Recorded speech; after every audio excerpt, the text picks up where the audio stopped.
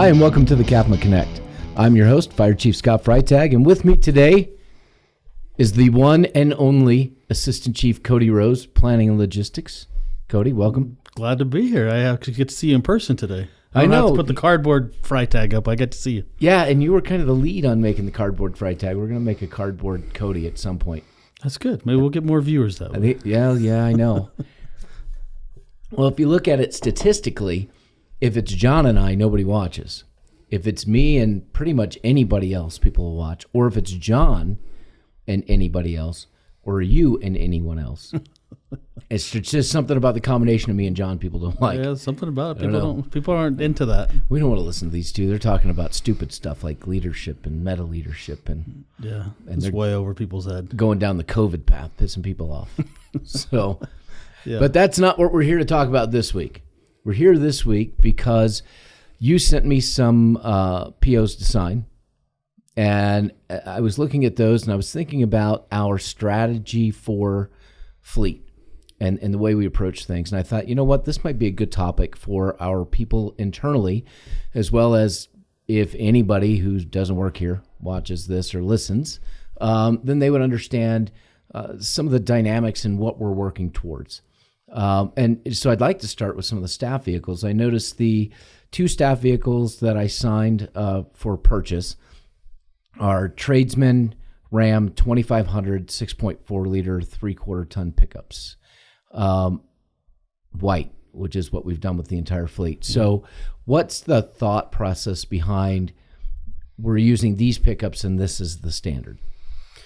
So one of the main things that I came in and seen was that we had a wide variety of vehicles and no standardization of purchases or why we're going to purchase what we're purchasing, whoever that's for. So right. I sat down with our fleet manager, Dominic, and said, hey, let's come up with some kind of a standardization. I don't really care what it is, but instead of Dodge coming in today and the mechanic has to work on that, and then tomorrow it's a Ford, and then the next day it's a Chevy, so it's always something different. Right. If we can keep the same standard vehicle coming in, like, hey, we've had this problem with this truck, those other 4 or 5 that are out there, we're probably going to have the same problem, so let's plan for that. Let's get the parts and be ready when that happens.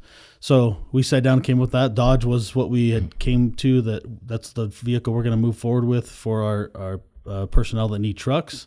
And that's where we're at right now. Once we get these ones, then I think we're pretty much, other than the BC trucks, right. we're all Dodges then. And so the next time we get BC trucks, we'll probably get Ram chassis for those. Yeah, and that's what the BCs are requesting as well. Yeah. Yeah. Well, when the new Battalion 6 rig came in, it's a Chevrolet. I think it's a 2020 or 19? 19. Okay, it just took a long time to get it in service. It came out in 2020. Came out in 2020. I walked to Fleet and looked at it and said, what did we buy? What is this albatross-looking thing? Because the new, I'm sorry, GM fans, but the new Chevrolet design is absolutely horrendous. And they said, oh, you should have seen it before. We painted part of it red because it was terrible looking. So I was questioning. I'm like, well, if we're going to Ram, why did we buy another Chevrolet BC truck? It can't be because we wanted it to be like the other one, because eventually the other one's going to go away and we're going to make the transition at some point. So I guess that was pre you guys sitting down and developing the plan and saying, no, these are the vehicles we're using going forward. Yeah, that was purchased prior to me coming into this position, and that was decided. I think the decision was just that the other BC truck was a Chevrolet, and let's buy another Chevrolet truck just to match that. Right. Well, and I noticed all of them have the 6.4 liters, and it's almost like the Southwest Airlines plan, right? We're going to buy 737s. This is the model. The only thing that'll change is if Boeing or whoever makes them changes the design year to year. Yeah. Otherwise, no matter where our plane lands, we have the parts that we need to fix it and get it turned back around. Yeah, and that's exactly what it is we're going to have parts in stock at the shop that when something comes in, we can get it in and out as quickly as possible, as opposed to let's see what it is, let's determine the part that we need, and let's order it. And nowadays with ordering parts, you used to get it overnight. Now some of our parts are taking 2 to 3 weeks to even get the parts. Right. So hopefully this will help speed up and streamline that process. Well, and that's if we're lucky, we get them in 2 to 3 weeks. Yeah. I've been waiting on parts just personally for things for 14, 15 weeks, and they're still not in. Yeah. Now, 6.4 liter versus 5.7 liter versus diesel. So the diesel, obviously, I think was a popular thing as far as power, and people talk about fuel mileage. Some of the things that we've been looking at lately has been the service and the cost for the service. So getting those parts for them is significantly increased than what it is for a gas truck. And what are we using them for? And how much is the load going to be that's put in there? So that's things that we look at when we're making that determination. One of the things we're talking about now is with the ambulances. If we're going to get an ambulance, they're going to be Dodge chassis. Do we want gas or do we want diesel? And what's the load going to be that's on those? We haven't made the decision on that, but that's kind of what we're looking at. The gas to redo parts, to do a service, to do an oil change, and that kind of stuff, obviously is significantly cheaper and then the diesel, but fuel mileage is a little bit higher on diesels, and you get a little better fuel mileage. But we'll see. For the most part, all the stuff that we're doing for staff vehicles is going to be gas vehicles. Right. Well, and we talked to one of the ambulance manufacturers, and we don't have ambulances, just for the public's edification. We don't have ambulances. We have rescues. We have a couple of rescues.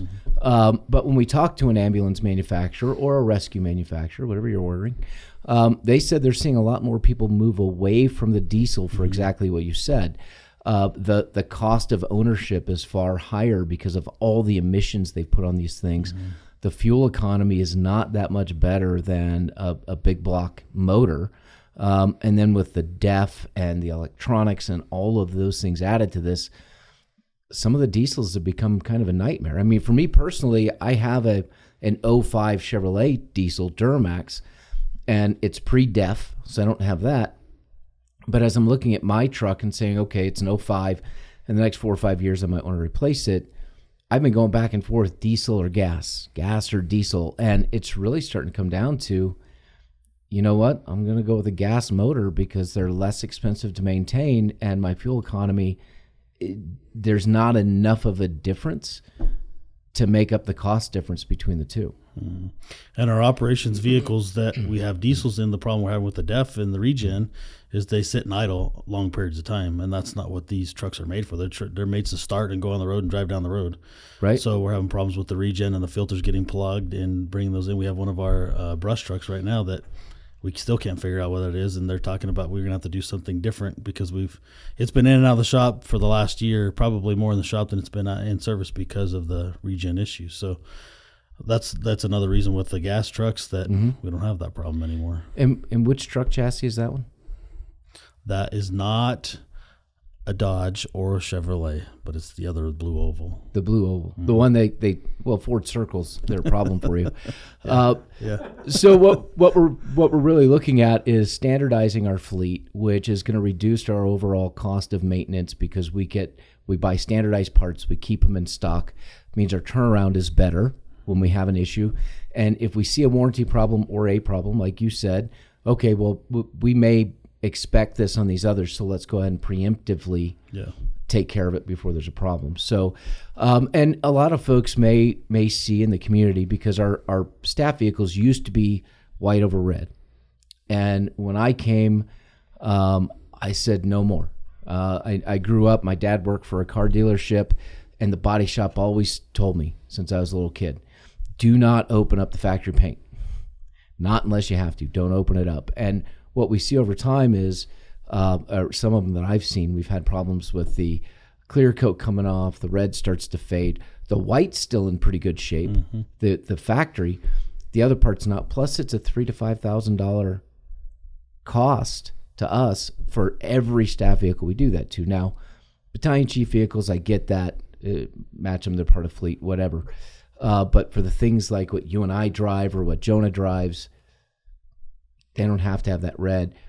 Plus, I've seen some of those old ones running around town that went out to auction and somebody bought. And, you know, to me, that's like, okay, that was one of our vehicles.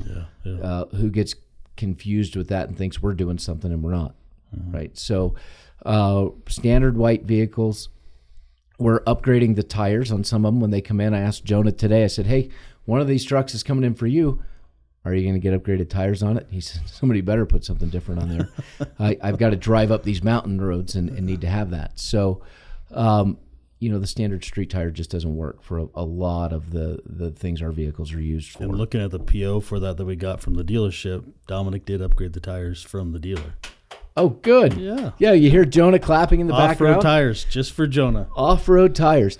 Well, we went through that with Eric in facilities because we got him that plow, and people say, well, you're in Arizona. What do you need a plow for? Well, there have been times in the last few years where we've gotten 12, 18, 24 inches of snow, and we're trying to rent a front end loader to move snow. So he was finally able to convince you guys that we needed a plow because I couldn't convince you. Well, it wasn't you. I'm somebody pretty else. Sure that it came from you. We caught the Freitag tread that he got on his truck. Yeah. Now. So I saw him out, and he was plowing, and he had those street tires on this 3/4 ton truck. I'm like, what are we doing with this? He's like, yeah, this is not working. So I just came to you and said, we need new tires on this truck. So you can blame me all you want, but coming from Eric in New York and me in Missouri, we understand what's needed to get through snow if that's what that vehicle. I'm pretty sure it's not going to snow again now that we got those tires on there. The will. Freitag tread's going to run out before snow comes. I don't know about that. I mean, we'll see. We'll see how it goes because we've got a nice plow and it snowed last year. And they're talking about served its purpose for sure. An El Nino something or other for winter. Yeah. So like a big monsoon, we could get big snow. I don't like snow, by the way. So let's move on. We've talked a little bit about staff vehicles. So we're using the trucks. For you and Chief Edema, we have Tahoes because trying to find an SUV is difficult these days. Yeah. And Ram really doesn't have one that works, and then you have the Blue Oval. So we went with the Chevrolets, and then for myself and like Chief Tharp, we have the Chevy Impalas, the cars, which was a good buy because we could buy two for almost the price of one Tahoe. They get great gas mileage, and typically him and I are running all over the state, so it's better. Unfortunately, we received the vehicles and they stopped producing them, so we'll have to reconsider that or look at something else for us in the future. I have some ideas. I'm sure you do. I do. They're good ideas too. Yeah. Do you know Lamborghinis are not in the budget. Sorry. Hey, Chevrolet stopped making the Impala, but they're bringing the Chevelle back. Yeah. I'm pretty sure Ferguson had something in Santa Monica that you probably would love like that too. Right. Well, he had the Charger. Yeah. But I saw PVPD has a couple of Challengers, and if you put the 6.4 liter Hemi in it, it just follows that Southwest model because you can get the same. But we don't want to get a Challenger because then people are going to think you're a cop. We want to just avoid that. I'm driving an Impala. And to be honest with you, for whatever reason in Arizona, even when I'm driving around in that thing and they think it's a cop car, they don't care. No, because they see you in there. They're on my bumper. They don't see anything. I've got dark tinted windows. They're coming up behind me on my bumper and then zooming around. I'm like, I guess they don't care. Yeah, that's the way it works. So for our operations personnel, and I think this is something for them that's going to be a change, we've been with Rosenbauer. Do you know about how long we've bought Rosenbauer fire apparatus? Close to 20 years. So close to 20 years we've been with Rosenbauer as a manufacturer. For 20 years we've been talking to them about the same problems on every engine we get, and the service just hasn't been there. Mm-hmm. Even after talking to the president of the company, still not getting the service. We are the warranty repair for Rosenbauer, and that's not going to change because we still have them. But you went out and started looking at some different manufacturers and different apparatus. Tell us about that. So I guess to back up just a little bit. So with the service, I was involved. Dominic had brought it to me. Our fleet manager brought it to me and said, hey, we're having issues with customer service from Rosenbauer. And I said, give me some examples of it. Well, I was getting parts. And they had told him, you need to go to Phoenix to get the parts from that distributor. And he said, no, we're a distributor from Rosenbauer. We should be able to get it straight from you. And they went back and forth on this over a couple of weeks. And then eventually they said, just get it in Phoenix. And Dominic said, we should get it from you. And that day they said, okay, you can get it from us, gave him a price. And he called the rep in Phoenix that he knew and got a price from them. And it was significantly cheaper than the part from Rosenbauer, which is where Phoenix got it from. So that started the ball, like me thinking, okay, we got some issues here. What are they? We got 2 new engines came in, and Dominic said, hey, just so you know, we've talked about radiators on these engines. We talked about some other parts, too, that they need to change. And these 2 engines came and they didn't change anything on them. So we're going to have the same problems. And he was exactly right. It was less than 6 months later, we had problems with those. And they said, oh, just fix it. We'll warranty them. You guys know how to do it. Well, that's not the point of what we're trying to do. We don't want to have the problem anymore. So at that point, I told Dominic, we went back and forth talking to, like you said, the president of Rosenbauer and some other people. And I told Dominic, we we need to look at some different options. Where can we get better customer service? Because not having the customer service is costing us a bunch of money, and guys getting on the phone, guys not working in the shop anymore, so not getting stuff done. So we went out, we looked at Ferraris, we looked at Pierce's, we looked at Seagraves, looked at a couple other models, and we have a committee. There's an apparatus committee. There's 3 engineers on there, and then myself and Dominic, and looked at all those and said, what do we like better? And we told the guys from operations, give us some input. What do you guys think? And ultimately it came down to everybody said, we like Pierce's. And the main thing on there that I liked was the customer service. We went to Phoenix, we went to Mesa, Superstition, all these departments that had Pierce's. What do you guys like the best about it? And they said their customer service is outstanding. Anything that we need, they're on top of it. They get it to us as soon as possible. If we can't get it, they give us loaners. They do whatever they can to make us happy. And I told Dominic like that's sold it for me. Well, we took a couple of our mechanics down to look at one of the Phoenix trucks and lifted up the cab. And one of them, Chris, had said, wow, this is completely different than a Rosebauer. And I asked him, what do you mean by that? He's like, just look at the wiring. Everything's neat. It looks like they took their time when they put this together. Somebody cared about their job or what they were doing when they put this together, as opposed to at Rosenbauer, there's one guy doing multiple jobs, and he's got to hurry up and get stuff done. Not that he doesn't care about his job, but he's got to hurry up and get stuff done. And you go back and we looked at the wiring on the Rosenbauers, and it's all over the place. There's no organization about it. There's no rhyme or reason why they did what they did. So I think just looking at that from my perspective, I'm not a mechanic, but looking at that from my perspective meant that they took pride in what they did when they put that together. And it was that way throughout the whole entire truck. And so that's when I think everybody on that committee and our mechanics who aren't even on the committee were sold that, Rosenbauer is a better truck. So in the past, Rosenbauers have been Pierce's have been significantly more expensive. So I told Dom, well, let's get a price before we move forward with anything. He gave us a price, and it was not significantly more expensive. And I think it was probably because all the bells and whistles weren't there. If we would have added those, it probably would have, but they weren't there. So that's the direction that we're looking to move. Obviously, it's going to the board meeting next week, and we'll see if the board agrees with that. But if the board agrees, that's the direction that we're looking to move with those trucks. And then we'll be a warranty center as well for Pierce. So one of the things that I liked when Chris looked, because you guys did look at Ferraris in person, you looked at Pierce in person. I think you looked at some HMEs in person. And one of the items that would seem very simple, to me, that Chris pointed out was, he said, look, see how they run this copper line through here for whatever it was. And there's just, it goes this way, then there's a fitting, then it goes this way, then there's a fitting, and it goes this way. And it's all over the place. And he said every one of these joints is a failure point. And we've had that on the Rosenbauers, but it was the same thing with the HMEs and the Ferraris, was that there was just a lot of that wiring kind of in different places and the way the tubing was run.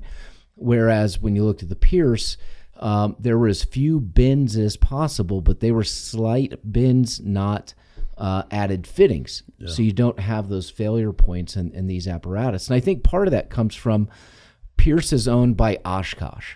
Oshkosh is a major manufacturer of military vehicles. So what they've done over the years is they've incorporated some of that military engineering and safety into the fire apparatus that they produce. And I know this because coming from St. Louis, Pierce was probably the main manufacturer that was utilized in the St. Louis region. Kind of the same thing as down in the valley and around the state of Arizona. And there's a reason that people migrate towards that. It's not the name, it's the quality of the product. And the price is not that far off as some of these others where you're not getting the quality or the service. What does it take for our folks to become warranty repair for Pierce? What kind of training do they have to go through? So they signed us up for 3 days of training, and then if we need anything else, they're more than the Hughes equipment down in Phoenix is the rep for Pierce. Right. But they've signed us up for 3 trainings. If we purchase these apparatus, we'll get those 3 trainings. One will be in person at Hughes, another one will be in person at Pierce, and then the third one will be at our shop. Somebody will come to our shop. So they'll get those 3 trainings, and then if they feel they need something else in particular or some specific things they want to look at, then they're more than happy to send somebody up here to do that kind of training. So once we do those 3, I think there is one online thing that they have to go through as well. Right. But once that's done and they've completed all that, then now we're a warranty repair center for Pierce. And I can tell you from working in the St. Louis area, when I became the assistant chief of operations, we had 4 E1 apparatus that had been customized, had all the bells and whistles, and those things were nothing but problems. I mean, we were throwing attorneys at each other. They were such a big problem. Yeah. And when we ordered a Pierce for an aerial, man, the customer service completely night and day different. Anytime we called Pierce for something, they were right there. Now back there, their service was mobile, so they didn't have a brick and mortar place. However, if you had an engine problem, that you took down to St. Louis to the big engine folks that dealt with the Cummins motors. Not Cummins, but it's Cummins. It is Cummins, yeah. So took it down there for the Cummins work, but everything else they just did right in our engine bays, which was nice. But when you called them up, they were right there to take care of whatever it was that you saw as an issue. And I never once had to have an argument with Pierce like I did with E1, which I think is fantastic. And that ladder is still serving that agency, and that was in 2006, so it's 15 years now. Yeah. And that's what we're looking for. Hopefully, every 10 years is when we take something out of frontline and put it into reserve status, and then it stays in reserve status for 10 years.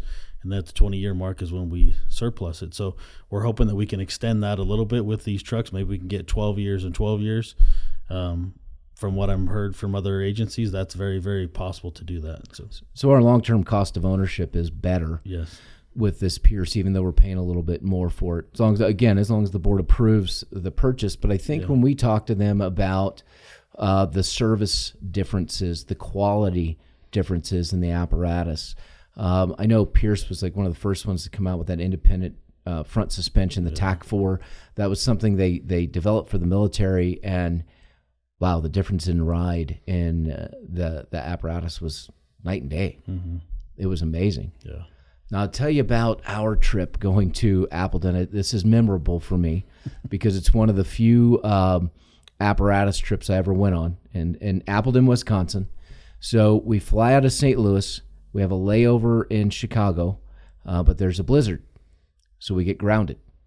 So the sales rep goes and rents two, I think they were Continentals or Crown Vics, that type of car, rear-wheel drive, and we drive through the night from Chicago in a snowstorm to Appleton overnight. Wow. It was, I remember the trip because of all that happened, but the plant was super nice. When you have a chance to go up there and you see the plant, you could almost eat off the floor.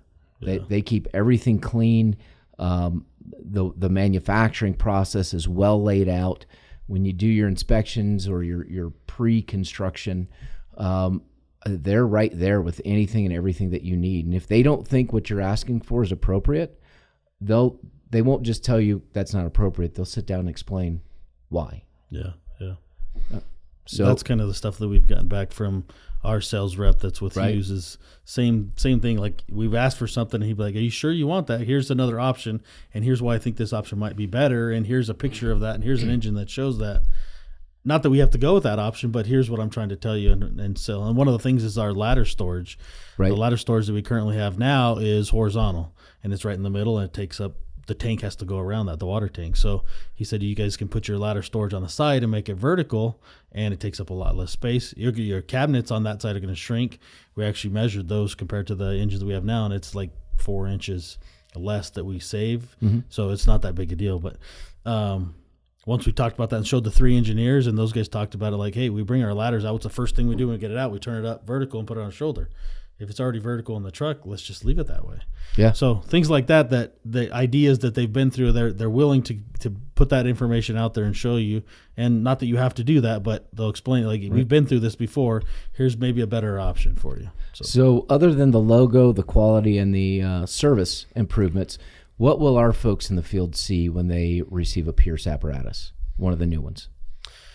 So obviously the compartmenting is going to be a little bit different. We could went with specialized, customized compartmenting to match exactly what we have now, or we go with the current spec that's already out there to save us a significant amount of money. So that's going to be a little bit different. One of the major things that we're doing is taking the SCBAs out of the cabs and they're going to go into compartments. Right. We haven't decided where they're going or how they're going to be mounted in there, and that's what we have 10 engineers that are going to come out one day. We're going to take everything off one of our trucks, put it on the floor, and say, you guys tell us where you want this. Right. And then that'll be the new standard going forward of where equipment's going to be on the truck. It'll still be, for the most part, the same as what we have now, but some of the stuff's going to be different now that we have to put those SCBAs in the compartments. And then we'll retrofit we have 6 other engines that are the newer ones that will retrofit to meet that standard. So we're talking about, when you're talking about removing the SCBAs, that's called a clean cab. Mm-hmm. The idea of the clean cab is we're trying to remove as much exposure to carcinogens as we can.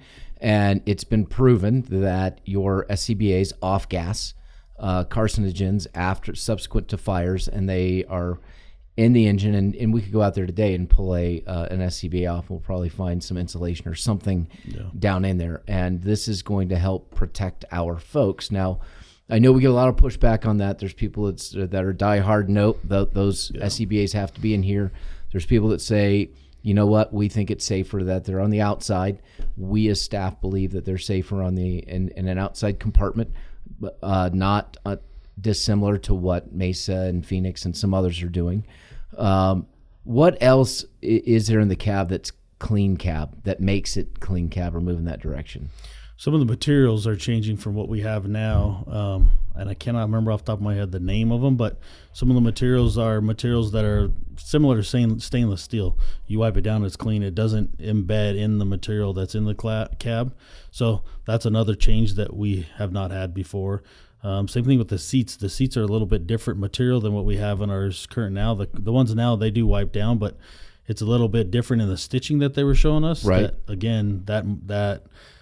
The off-gassing and that stuff's not going to happen from those kind of materials that are in there now. So. Okay. So there's a number of things that are changing in there. And let's just answer this question because we had it. Well, why would we go with the clean cab concept when we can't move the weights out of the engine bay in station 51, or we can't do this over here? And the answer is quite simply, we can't move the weights out of 51. We're trying. We're trying to, but that doesn't mean that in other areas where we can make changes that we shouldn't. Yeah. Just because we can't make this change doesn't mean we shouldn't make this change. We just need a plan and to figure out how we make this change over here. And quite honestly, it's not our building. Yeah. So that's the holdup. Yeah. Right. So we are making changes where we can to better protect our personnel from the ravages of cancer. And I know when we talked about this, we asked Brian Jeffries, the PFFA president. We said, Brian, we're getting some pushback.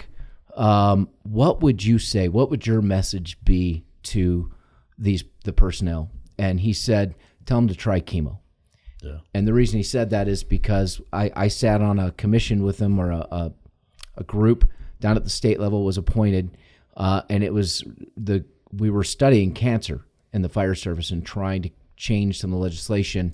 The day that we started, Brian was diagnosed with testicular cancer and had to go through a series of treatments and chemo and then all the follow-up subsequent to that. And he's doing really well. He's in remission. He's clear. But that was a tough time. Yeah. And so when he looks at this and says, he's very passionate as the union leader in the state of Arizona that we need to do anything and everything that we can to protect our folks. But he understands in Mesa, he rides on a ladder truck that's too old to be retrofitted. So it's going to take a while before they can get the SCBAs out of that cab. And he said, it's just a process that we have to go through. Yeah, yeah. And that's Chief Fedema and I were talking about this just from the kickback from a small group of people. The biggest thing I think people have to understand is if you look at it like a pie, the pie is the off-gassing that's in the truck and all the items that off-gas and potentially cause cancer. We're taking one piece of that pie out. Are we taking everything out that has that? No, we're not. And it's not going to ever happen that we'll do all that. But if we can take that one piece of pie out and stop that 1% or whatever, that 25% from potentially getting cancer, any kinds of cancer, I would rather for it to stop it than, well, let's wait for the guy to get cancer. And it'll all come back to, here's the items that caused the cancer. And so one of those was the SCBAs in the cab. Oh, man, that sucks. We shouldn't have waited this long. Let's change it. So I think we're being proactive in what we're doing, and we're making some of those changes proactively. Some guys like it, some guys don't. Right. There was another interesting article that was put out. Miami-Dade fire rescue just went back to putting their SCBAs back in the cab, and they had them out for several years. I was going to reach out and talk to somebody there and see what the reasoning for that was, and I haven't heard that, but it'd be interesting to hear what that is. So we're making the changes that we need to make, that we can make, and the SCBAs are part of it. But as you said, we're changing materials, we're changing surfaces, everything in the cab that we can change. And we're looking at the same things with fire stations, looking at the new designs and what we need to do for that. And speaking of that, we should get you in contact, you and Eric, with Chief Louisi out of Goodyear, and take a tour of their newest facility that they just opened up. So just some things to look at, but kind of exciting. Anytime you get something new, I mean, with a firefighter, anything shiny and new is like Christmas. So new engines coming in. Unfortunately, engines are expensive. I was telling the police department yesterday when I was meeting with them, I'm like, I'm always jealous, because when you go in and ask for new police vehicles, you're saying we need $150,000 to buy this. And I said, when I go in, you're buying 5 or 6 patrol cars. I'm saying I need 3 new engines, and it's $2.2 million. Yeah. And he just looked at me and his eyes got big. I'm like, you can't go to a dealership and buy these. Yeah. They're just, it's a custom piece of equipment that we need to have. So I really appreciate all the effort that you and Fleet have put into taking a look at our the overall fleet, what we have, where we're going with it, establishing a plan that gives us some consistency. And I think it controls costs in the long run and improves our return on investment. So I think there's a lot of positives there, and some things we'll present to the board on Monday next week. Yeah, looking forward to it. I think it's going to be a positive change and consistency moving forward. Yeah, excellent. Well, Cody, thank you so much. John Fenema sends his thanks as well. I'm sure he does. He does. He was very happy. I know I called you the other day, said I have a brilliant plan, and that always makes you nervous. Yeah. But I think it was good. That's when the static comes in. Like, I can't hear you no more, and I hang up. Yeah. Suddenly I can't get service. Jonah cut my cell phone off. So, well, Cody, thank you very much. Hopefully the board will like what they see, and we'll be able to move forward. Yeah. But with that, we will end this week. Jonah, thank you very much for your time today. And to A-Shift 53, thank you for being in the background and training and drilling, so they weren't just screwing around. They were actually working on stuff. So until next week, keep training, understand changes happen. We just have to move with them.